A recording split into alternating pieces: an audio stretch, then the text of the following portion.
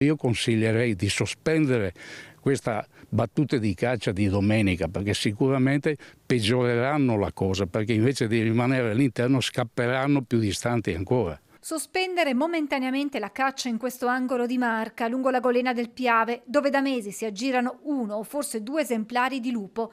È qui a Salettuol di Maserata che ieri sera l'auto condotta da una donna ha urtato l'animale sbucato all'improvviso in mezzo alla strada per poi scappare tra i vigneti, probabilmente ferito. Sul posto, insieme ai carabinieri, sono intervenuti gli esperti del CRAS e la polizia veterinaria che per tutta la notte hanno cercato l'animale, trovando tra i filari delle orme che sarebbero compatibili con il lupo. Dalla descrizione data dall'automobilista si tratterebbe proprio del canide avvistato tra Breda, Spresiano, Ponte di Piave e Maserata.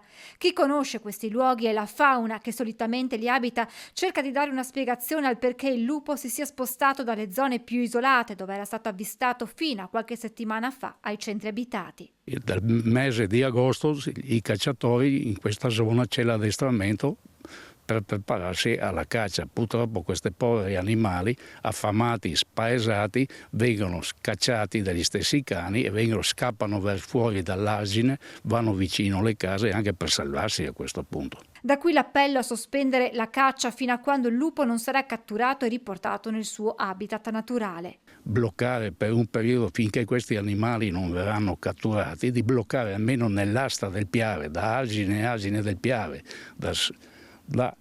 dai ponti della ferrovia fino su al Montello, di chiudere completamente la caccia. Zanot, che vive da sempre in Golena, è testimone dei cambiamenti della fauna in quest'area di Marca. Qui da me si sono stati sempre visti caprioli, cinghiali, qualche cervo, volpi ce ne sono tante, ma lupi non si sono mai stati visti. Qui sul Piave, alle Golena, c'è un'autostrada per questi selvatici e ci sarà sempre di più, perché finché aumenterà la popolazione in montagna questi verranno in cerca di cibo verso la pianura.